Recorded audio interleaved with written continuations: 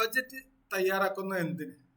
പല വ്യക്തികളും പറയുന്നത് ഞങ്ങൾക്കൊരു സ്ഥിര വരുമാനമില്ല, അല്ലെങ്കിൽ ഞങ്ങൾ സെൽഫ് എംപ്ലോയിഡ് ആണ്, ഞങ്ങൾ എന്തിനാണ് ബഡ്ജറ്റ് തയ്യാറാക്കുന്നത് എന്നുള്ളതാണ് ചോദിക്കാറ്.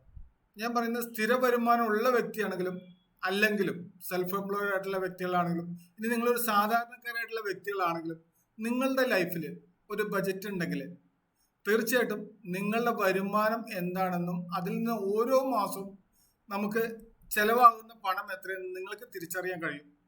അതിലൂടെ നിങ്ങൾക്ക് ഉണ്ടാകുന്ന കുറെ പാഴ്ചെലവുകൾ ഒഴിവാക്കിയെടുക്കാൻ പറ്റും.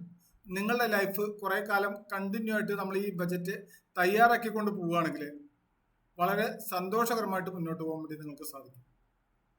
ഒരു ഉദാഹരണം നോക്കാം. പല റൂളുകളുണ്ട്. ഞാൻ ഒരു ഉദാഹരണം പറയാം. ഞാൻ ഈ പറയുന്ന അതേ രീതിയിൽ നിങ്ങൾ ചെയ്യണം എന്നുള്ളതല്ല പറയുന്നത്, അതിൽ നീക്കുപോക്കുകളാവാം. പക്ഷെ നിങ്ങൾക്കൊരു ബജറ്റ് ഉണ്ടായിരിക്കണം. ഉദാഹരണത്തിന് നമുക്കൊരു മാസം ഒരു 30,000 രൂപ വരുമാനമുള്ള ഒരു വ്യക്തിയാണെങ്കിൽ, അതായത് ദിവസം 1,000 രൂപ വരുമാനമുള്ള ഒരു വ്യക്തിയാണെന്നുണ്ടെങ്കിൽ ഒരു മാസം 30,000 രൂപ. അതൊരു സ്ഥിര വരുമാനമുള്ള ഒരു വ്യക്തിയുടെ കാര്യമാണ് ഞാൻ പറയുന്നത്. അത് 25 ആവാം, 20 ആവാം, 50 ആവാം, 1 ലക്ഷം ആവാം, പല രീതികളാവാം. നിങ്ങളുടെ വരുമാനം എന്താണോ അതിന് ആനുപാതികമായിട്ടുള്ള രീതിയിൽ തയ്യാറാക്കുക. അതിന്റെ ഒരു 40% നിങ്ങളുടെ വീട്ടു ചെലവുകൾക്കായിട്ട് മാറ്റിവെക്കുക. എന്ന് പറഞ്ഞു കഴിഞ്ഞാൽ 30,000 രൂപ ഉള്ള ഒരു വ്യക്തി 12,000 രൂപ നമ്മുടെ വീട്ടു ചെലവുകൾക്കായിട്ട് മാറ്റിവെക്കും. അതോടൊപ്പം തന്നെ രണ്ടാമത്തെ കാര്യം എന്ന് പറയുന്നത് 20% നിങ്ങൾക്ക് ലോണുകൾ ഏതെങ്കിലും ഉണ്ടെങ്കിൽ, ചിലർക്ക് ഹൗസിംഗ് ലോൺ ഉണ്ടാവാം, അല്ലെങ്കിൽ കാർ ലോൺ ഉണ്ടാവാം, ബൈക്ക് ലോൺ ഉണ്ടാകാം, എഡ്യൂക്കേഷൻ ലോണുകൾ ഉണ്ടാവാം. ഇനി സാധാരണക്കാരനാണെങ്കിൽ അവന് നാട്ടുപുറത്ത് കുറെ ചിട്ടികൾ ഉണ്ടാകാം. അപ്പൊ ഇത്തരം കാര്യങ്ങൾക്കൊക്കെ ആയിട്ട് നമ്മളെ വരുമാനത്തിന്റെ 20% നമ്മൾ മാറ്റിവെക്കും. അപ്പോൾ 40, 20, 60 ആയി. 10% നമുക്ക് ഇന്ന് നിലവിലുള്ള ഭാവിയിൽ വരാൻ പോകുന്നതായിട്ടുള്ള ഹെൽത്ത് ഇൻഷുറൻസുകൾക്കായിട്ട് മാറ്റിവെക്കും, അല്ലെങ്കിൽ മെഡിക്കൽ എക്സ്പെൻസുകൾക്ക് വേണ്ടിയിട്ട് മാറ്റിവെക്കും. കാരണം അത് കമ്പൽസറിയാണ്. അപ്പോൾ 40, 20, 60, 10, 70 ആയി. 10% നമ്മൾ സമ്പാദ്യത്തിലേക്ക് മാറ്റിവെക്കും.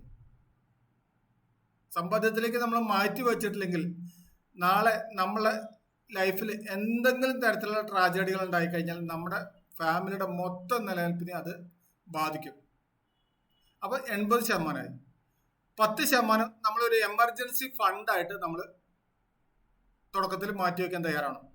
എപ്പോഴും നിങ്ങൾക്കൊരു 6 മാസം കണ്ടിന്യൂ ആയിട്ട് കഴിയാൻ, മറ്റു വേറെ ഒന്നും കിട്ടിയില്ലെങ്കിലും കഴിയാനുള്ള ഒരു എമൗണ്ട് ആകുന്നത് വരെ നിങ്ങൾ എമർജൻസി ഫണ്ട് നിങ്ങൾ ഉണ്ടാക്കി വെക്കണം.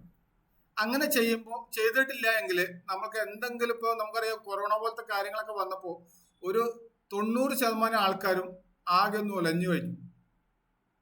നമ്മൾ ഒരിക്കലും പ്രതീക്ഷിക്കാത്തൊരു സംഭവം നമ്മുടെ ലൈഫിൽ വരുമ്പോൾ എമർജൻസി ഫണ്ട് ഉണ്ടെങ്കിൽ നമുക്ക് പിടിച്ചു നിൽക്കാൻ വേണ്ടി കഴിയും.